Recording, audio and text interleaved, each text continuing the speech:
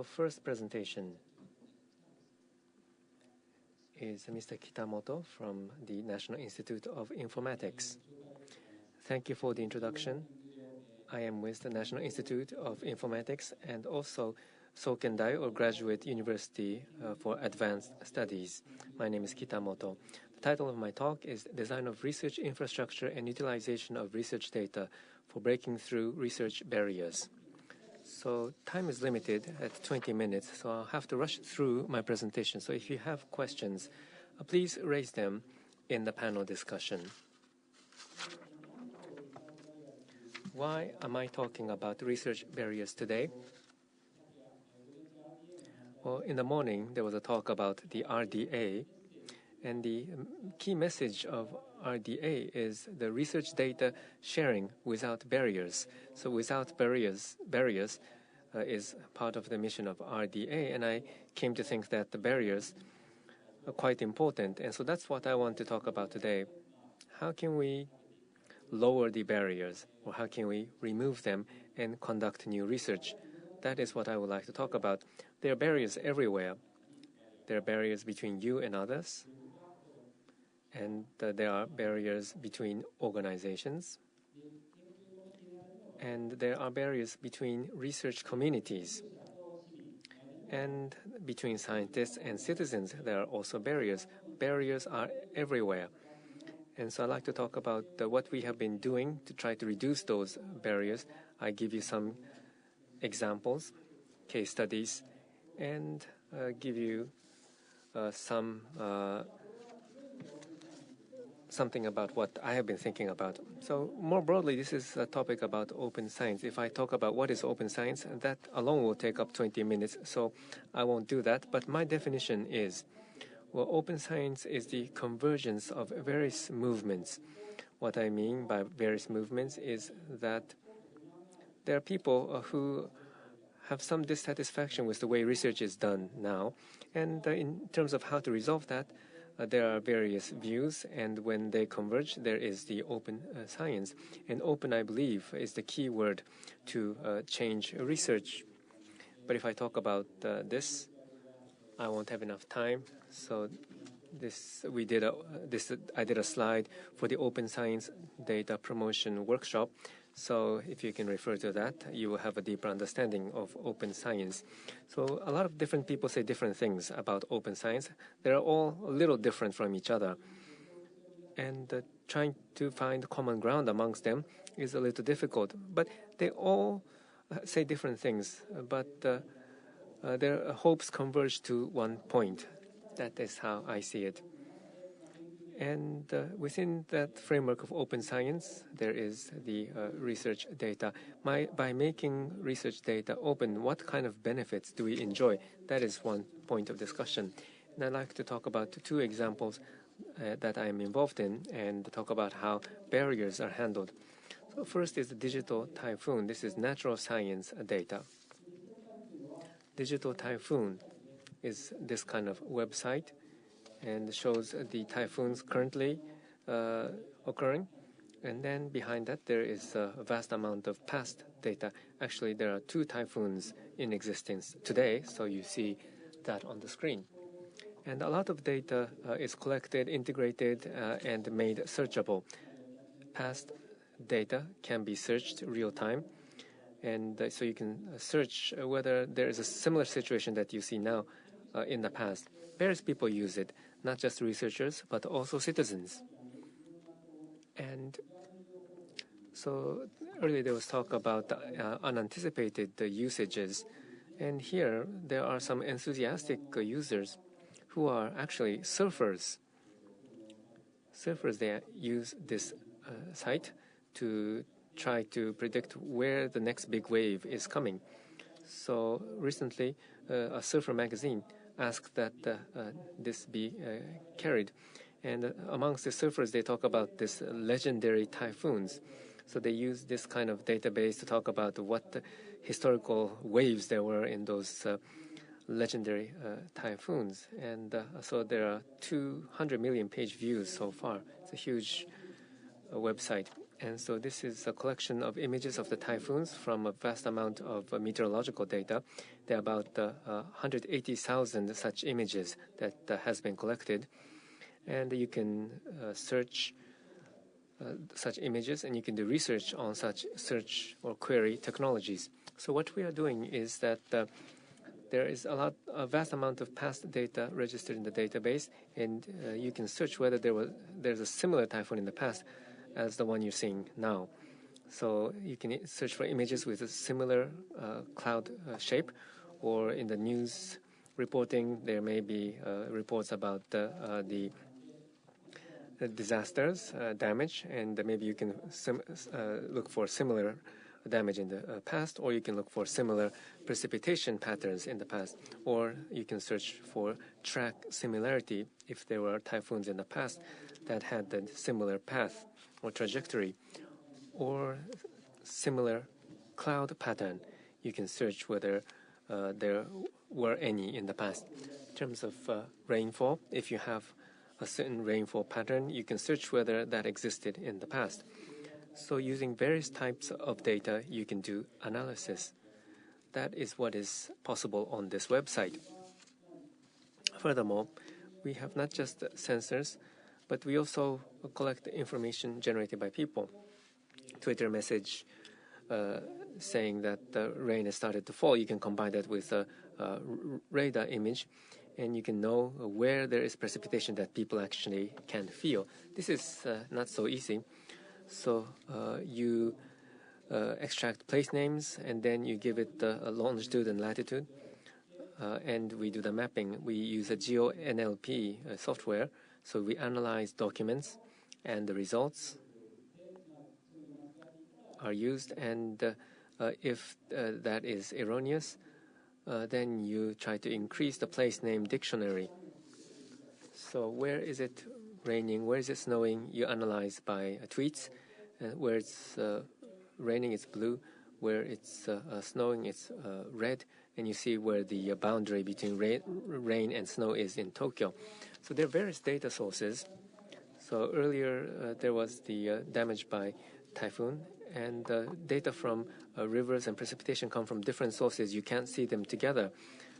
So the natural phenomena are not divided, but the observing organizations are divided, and you cannot see them in an integrated way. And so trying to remove that barrier is one important effort. And another thing we want to do in this infrastructure is to make it barrier-free. That is sort of talking in analogy. But when you make a research data infrastructure, you sometimes have one for scientists, another for citizens, one for professionals, another for the outreach. That is often done, but I don't think that is a good idea. You should have a universal infrastructure that can be used by both parties, because if you make it easier to use for the citizens, it's easier to use for scientists as well. That's the universal concept. So make it usable, easy to use for all kinds of people. So that's what we are aiming for with the barrier-free. Next case study, a very different field. In humanities, Digital Silk Road is the project. It started in 2001. So digital humanities is the term that is used. And so researchers in humanities and informatics work collaboratively, and this uses various databases, text, maps, photos, place names, etc. How to capitalize on that is the issue. So this is one example. You have the digitalized photo or map of the Silk Road, and place it. That is easily done. Once you paste it, there are some ruins that are not well known or not clear, and this is a map of a certain area. So the blue ones are famous ruins, and so they're identified on the map, and you know where they are. Now, the red ones, they're identified on the map, but it's not clear where they are. But by digitizing maps, you can find their locations. The reason you can't find them is because there's some error in the map. And the placement on the map and the actual location, there is a gap but based on this map, you can go and discover them. So you can combine maps and photos, and you can estimate the actual location to discover the ruins. So we did that kind of project. This is a case where we actually found those ruins. So the rune written in an old book is actually this one we have been able to elucidate. So we have had such interesting results, but such results or research was criticized initially by humanities scholars, saying that we can't understand what you're trying to do. And it's too different from our traditional approach, therefore we cannot evaluate it. And I was wondering why. And initially, we were explaining in technical terms, talking about the errors, etc. But then after that, we took concepts used in humanities. So it's resource criticism. So that was a term that they used, and when we said that's what we're doing in digital form, some people started to understand. And early adopters, they recognized that this was a good method, but there are some people who still can't understand.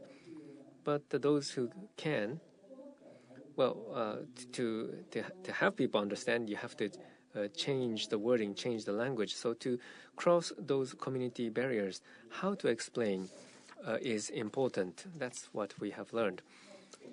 And based on such experience,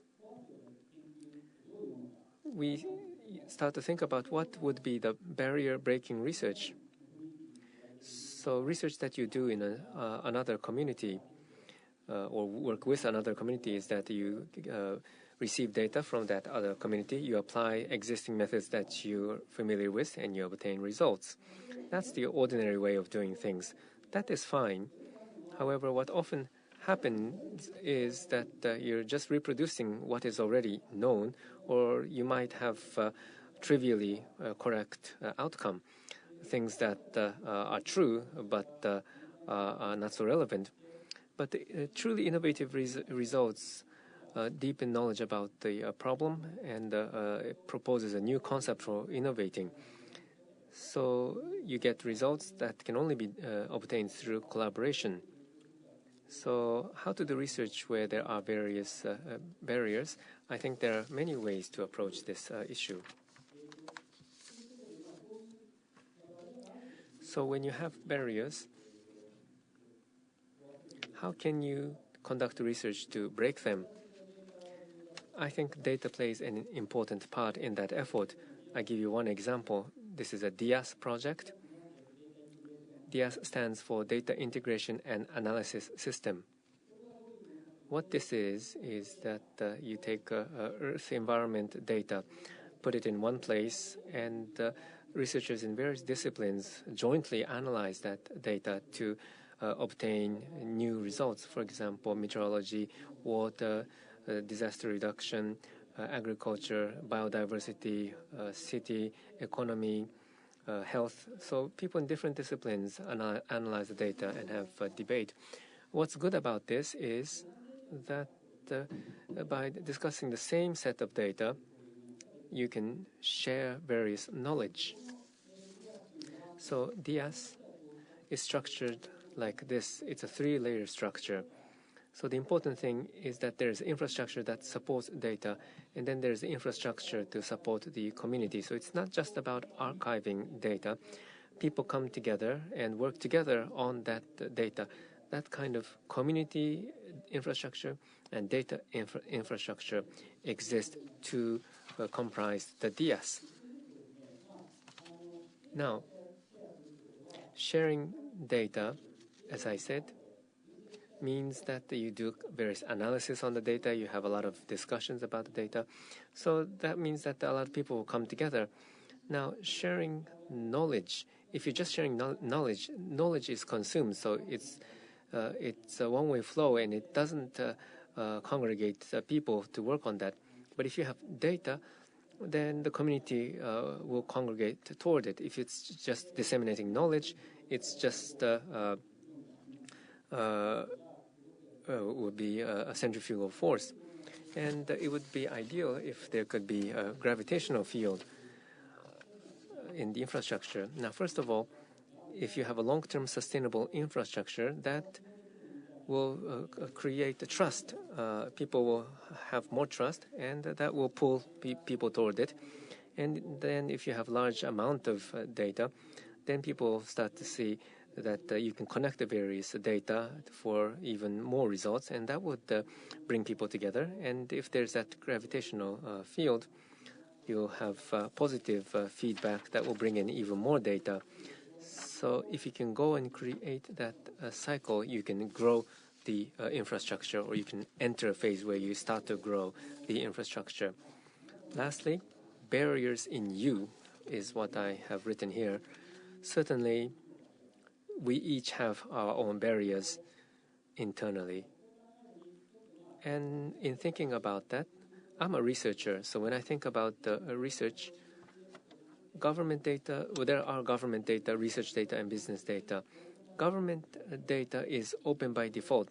People often say it should be open by, in principle. And for business, it's open by strategy. If there is a benefit, they will make it open. Research is in between the two. I've written eventually open. So finally, it will be, in the end, opened. But when will it be opened? That is a question to be resolved. So when you think about that, the value of data will decline over time. When you obtain it, it's the highest, and then it will decline. And there is the personal value and the value to society. And the value to society will decline slowly. Value to yourself will decline much more rapidly. And what I think about this based on this, well, many people ask me, they want to make the data open, available before they die. So retired professors, they say, if I die, no one will be able to use the data. So I want to make this data, but it's such a huge task. I can't do it. Can you help? That's the kind of inquiry I get all the time. So personal value probably will be reduced to zero when a person dies. So it's a question about whether you want to take the data to your grave. If you don't, then at some point in time you have to make it open. And the timing where the two lines cross, that's probably the timing to open up the data. And if the public value is raised, then this will become earlier. So if you have citations, or if you talk about innovation value, or if you lower the data management cost, this timing can be brought earlier. And when to do it, I couldn't translate this in English. It's from a famous commercial. When you're going to do it? Now. As early as possible is what's important. So right now we have the closed data and open data. And it seems to be a dichotomy. It's either closed or open. But for research data, I think the key is to lower the barrier. So I think you can use the term barrier-less data. So if there's value in lowering the barrier than before, and so not just talk about the final state, which is open, you should focus on how much you have lowered the barrier. So concerning these barriers well, I talk about your barriers, individuals' barriers. Are you going to take some action about it? Well, if you're satisfied with the current system, of course, you don't have to take any action. So in lowering, well, if you're incentivized to lower the value, lower the barriers, that means you're not satisfied with the current system. So I talked a lot about barriers. There are various different types of barriers. Barriers between you and others, barriers between or amongst organizations, and barriers amongst research communities, barriers between scientists and citizens, various types of barriers. But the sharing data and having discussion over them is a good way, very effective way to promote collaboration. So lowering the barriers is about not being satisfied with the status quo and looking at things from a long-term perspective. That's all for myself. Thank you very much.